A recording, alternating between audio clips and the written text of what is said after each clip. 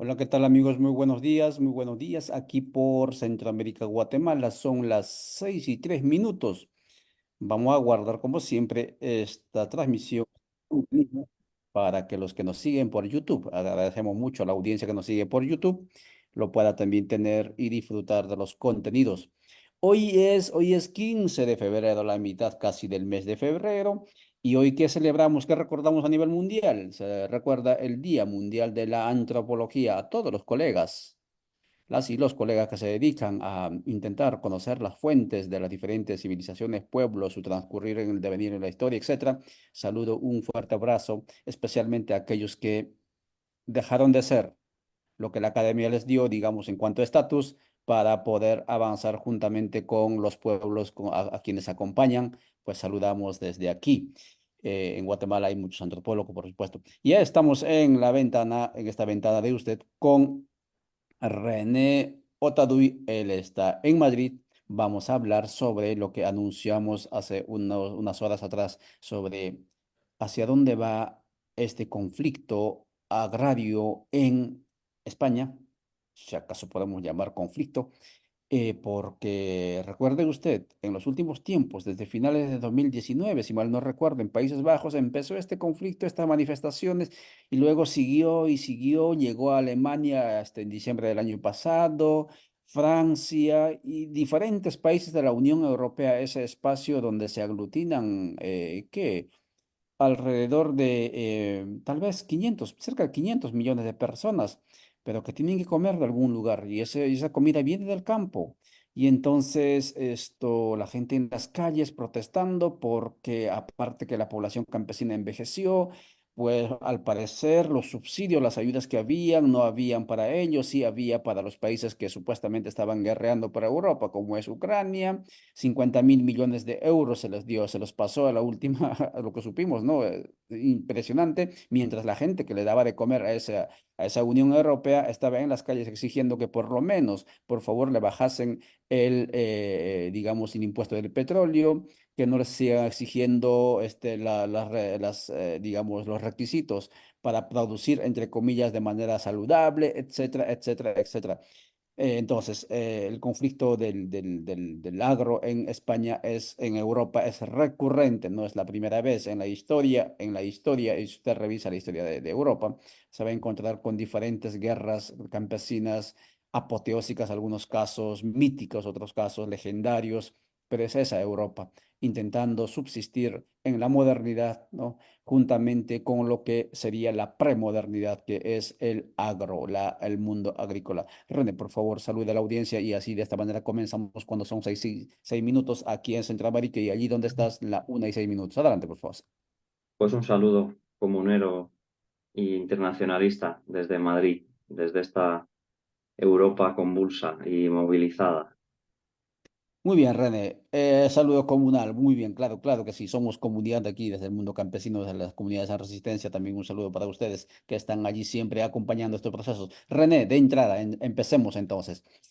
¿Por qué España entra en la Unión Europea y cuáles son los beneficios o qué es lo que por lo menos prometían de beneficio para las comunidades, los campesinos? Que por cierto, amigas y amigos, fueron campesinos los que vinieron por estas tierras hace 500 años atrás y estamos en febrero del 2024 y en febrero del 524 estaba llegando Pedro de Alvarado de Extremadura, ¿no? Enviado por Hernán Cortés desde México para comenzar con la invasión y la colonización de estas tierras.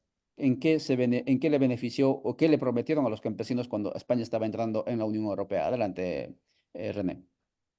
Bueno, las promesas fueron muchas de prosperidad y bienestar. Este fue un debate que se inició hace décadas. En América Latina, uno de los objetivos de las izquierdas revolucionarias y de las organizaciones progresistas es el de la integración. Es un debate al que asistimos con frecuencia y en ocasiones se plantea la Unión Europea, su modelo, como un ejemplo y consideramos que es un grave error, ya que el proceso de construcción de la Unión Europea no tiene nada que ver con un proceso de integración social, política o económica.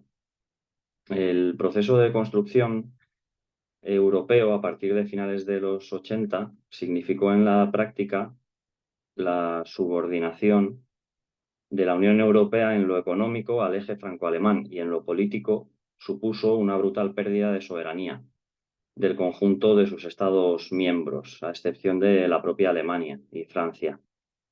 En ese diseño que se puso en marcha, a grandes rasgos, Alemania se reservaba el papel de potencia industrial y a Francia se le adjudicó el papel de potencia en la agricultura, en la ganadería y en los servicios.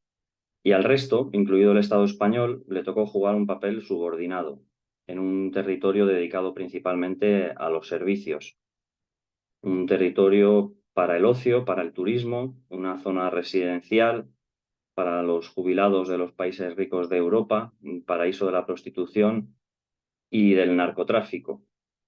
Y ello exigía el desmantelamiento en buena medida del sector industrial autóctono, excepto aquella parte que estaba en manos del capital extranjero y orientado a la exportación, como fue el caso, por ejemplo, del sector automotriz. Lo mismo ocurrió exactamente con el sector agrario y ganadero, que se vio reducido a su mínima expresión.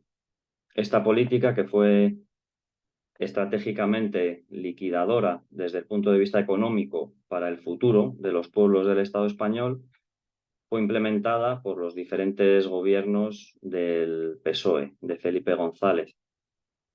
Y actualmente ante lo que estamos es ante el intento de completar este proceso de sustitución de la agricultura y la ganadería de explotación familiar tradicional por por un modelo industrial en manos de multinacionales.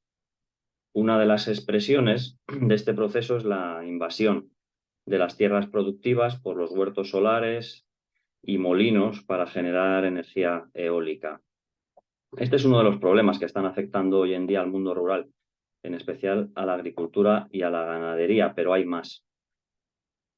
Por un lado, tenemos todo aquello que está condicionado por las desigualdades que genera la reglamentación que se ha puesto en marcha desde la Unión Europea y que se aplica de forma estricta a los productores de los países que pertenecen a la Unión, pero no a las importaciones agrícolas que se producen de países extracomunitarios, especialmente en todo lo referido al uso de abonos, pesticidas, etcétera.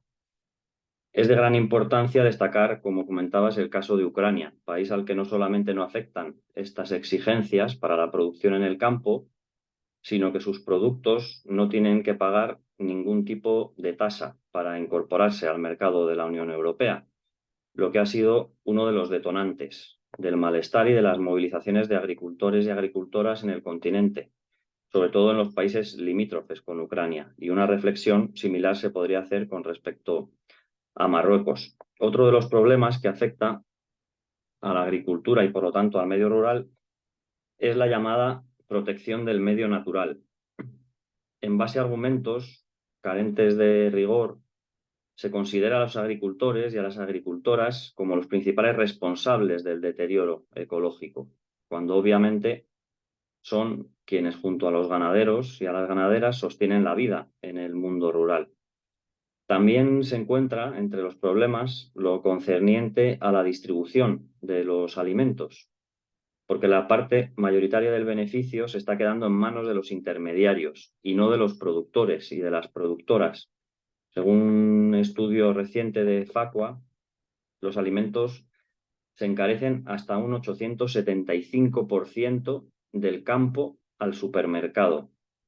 Y este conjunto de factores, bueno, pues explican las movilizaciones actuales en el sector primario, en el Estado español. Es un sector que lleva décadas siendo maltratado y cuya situación está llegando a unos puntos completamente insostenibles en la actual coyuntura geopolítica que viene a profundizar este proceso de desmantelamiento progresivo.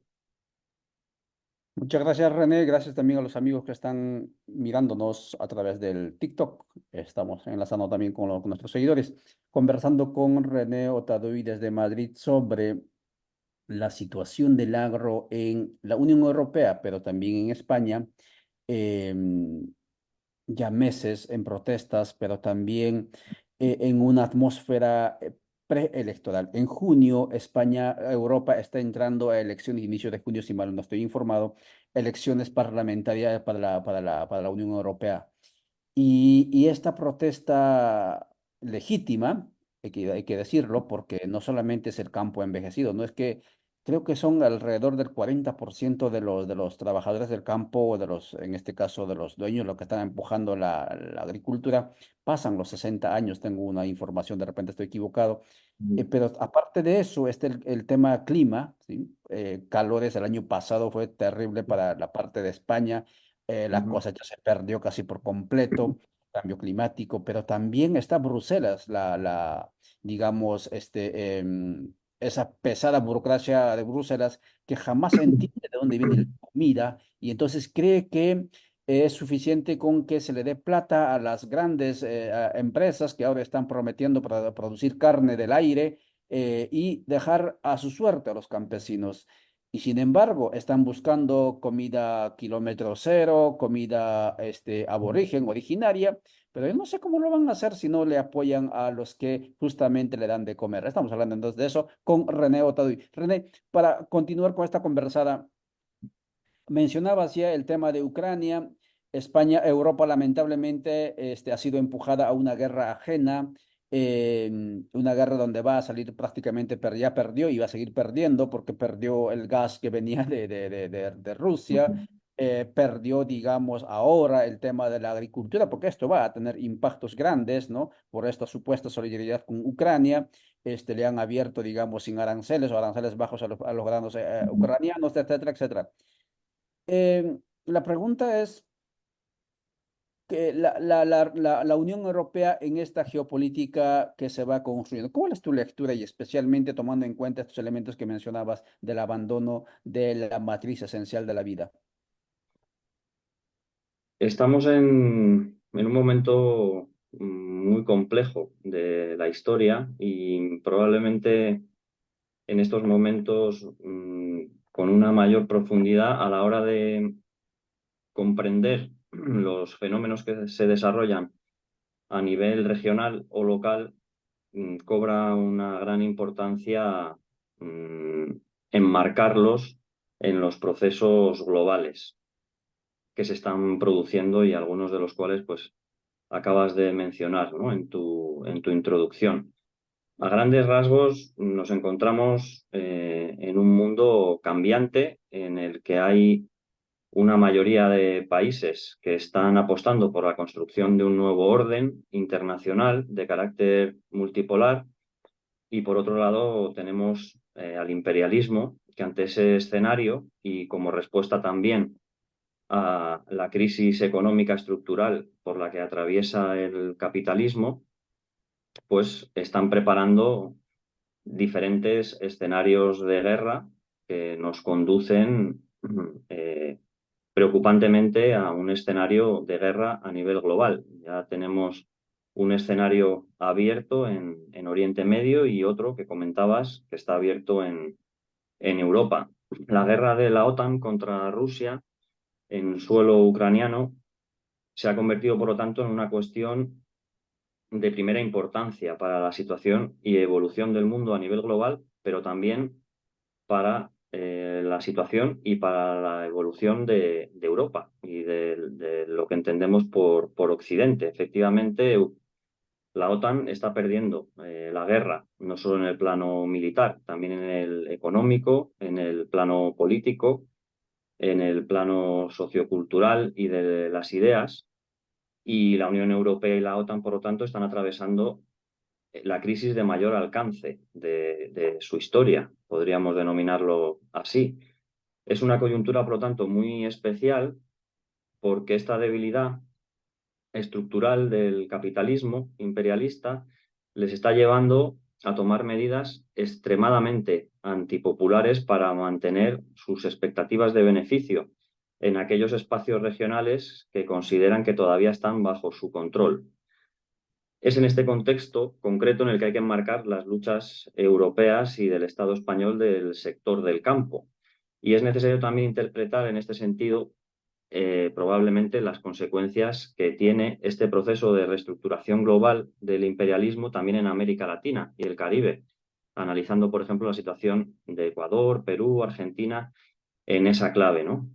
Mm, la subordinación de Europa hacia los Estados Unidos es cada vez más profunda y la agenda de la llamada transición energética o la ley de la restauración de la naturaleza, que por cierto se ha sometido recientemente a votación estos días en el Parlamento Europeo, son dos claros ejemplos de ese tipo de medidas extremadamente antipopulares. Estas propuestas, que son claramente reaccionarias, se visten, eso sí, de progresistas y de ecologistas para ver si cuelan de esta manera, aunque cada vez hay sectores más amplios que son conscientes de lo que está realmente en juego. La oposición a esa ley de restauración de la naturaleza ha generado, por ejemplo, importantísimas movilizaciones, como en los Países Bajos, sobre todo en el mundo rural, y sectores cada vez más amplios de los países que pertenecemos a esa alianza militar atlantista se están posicionando en contra de estas políticas y en contra también de la guerra. Por ejemplo, el resultado de las elecciones en finales de septiembre en Eslovaquia, pues es un claro indicador de esa cuestión. En Polonia, por diferentes razones, también ha crecido el hartazgo, especialmente por la importación de recursos ucranianos, como comentaba, sin tener que pagar arancel alguno. Algo parecido ha sucedido en Rumanía, en Bulgaria.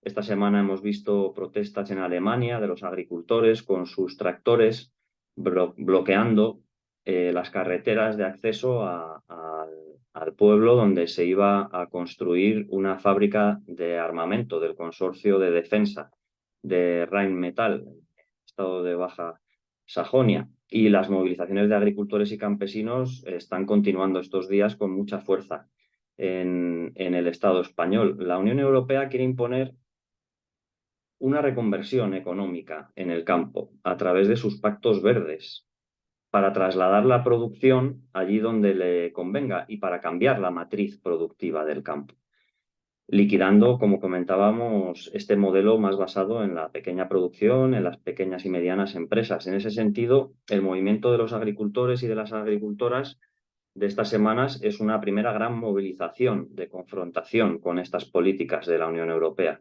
Su importancia cuantitativa es muy grande, pero la cualitativa es aún mayor.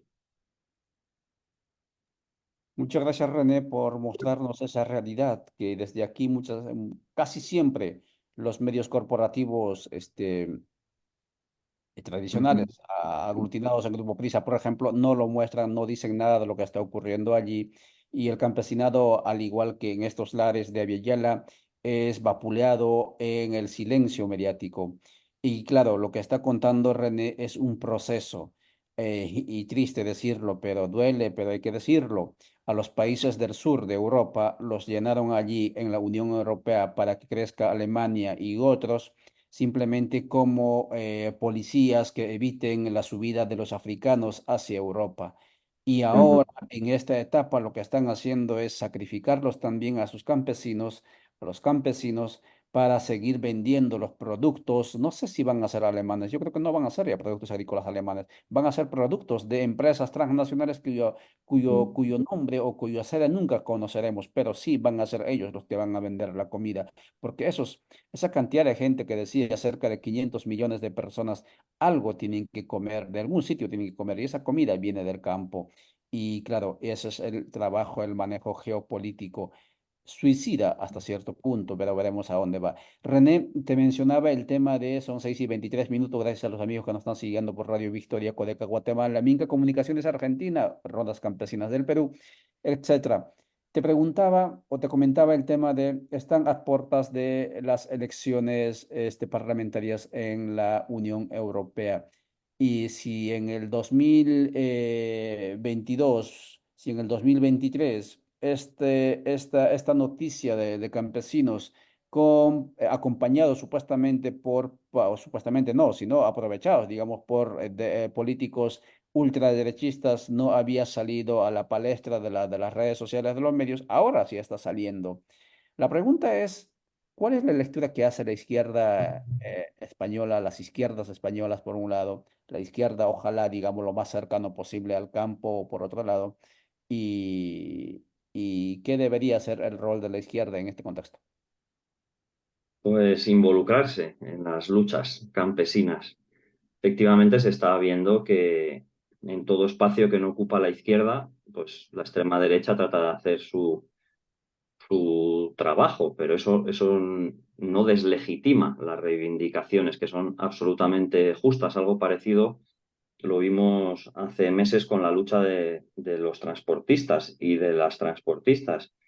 Mm, la izquierda tiene que involucrarse y asumir estas reivindicaciones como propias y ese es el trabajo que tratamos de hacer. Obviamente, entre el conjunto de reivindicaciones de ganaderos y agricultores aquí en el Estado español, pues bueno, puede haber algunas que se podrían formular de otra manera, pero para comprenderlas se tienen que contextualizar en esta situación de deterioro y asfixia que venimos comentando, pero también se tienen que contextualizar en la cerrazón absoluta que existe desde lo que podemos llamar las fuerzas progresistas urbanitas, que se niegan a negociar ninguna medida con el mundo rural en los últimos tiempos. Tú lo comentabas, la agricultura y la ganadería tienen toda la legitimidad para impulsar un movimiento que está demostrando una potencialidad enorme, una gran capacidad de lucha y de organización, dejando atrás, por cierto, a las organizaciones tradicionales de la profesión, que no están dando la talla ante las circunstancias actuales. Como comentábamos, la política que estamos viviendo con respecto al mundo rural pretende acabar con el medio rural. No es cierto que pretendan modernizarlo, lo que pretenden es liquidarlo para poner la agricultura y la ganadería, una vez desmanteladas, al servicio, como comentabas, de las multinacionales, representadas en lo que denominan agroindustria. Y estas líneas de trabajo responden a esta agenda del imperialismo que estamos tratando de descifrar, ¿no? En esta entrevista. Un imperialismo que se encuentra, por cierto, cada vez en una fase de mayor decadencia histórica. Los datos económicos y sociales en el Estado español son muy preocupantes. Si nos vamos no solo en el campo, sino también en la ciudad. Estamos entre los países de la Unión Europea que han sufrido un mayor decrecimiento del poder adquisitivo real de un 7,3% en 2022. La inflación, el aumento de los precios está golpeando de una manera muy fuerte a las clases populares. La tasa de mortalidad sigue en cifras muy superiores a las de antes de la pandemia, así como el descenso de la esperanza de vida. Alemania ya ha avisado que va a recortar en todas las áreas de los presupuestos del 2024, excepto en las partidas de guerra. Los presupuestos aquí, en el Estado español, van por el mismo camino.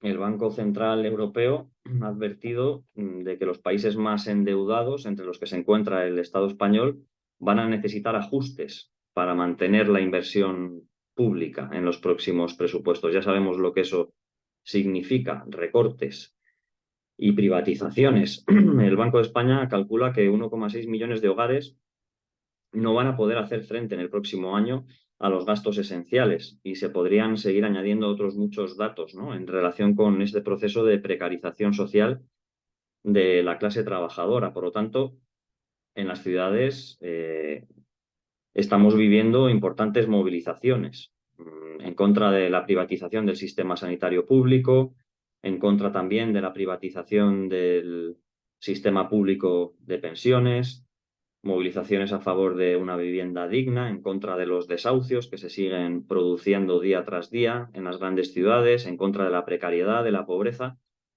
Y todas estas reivindicaciones se tienen que encontrar con las exigencias legítimas que se están levantando por parte del sector agrícola y ganadero desde el campo, porque todas tienen un mismo origen. Ese creemos que tiene que ser el papel de la izquierda ante el contexto actual de movilizaciones en el campo.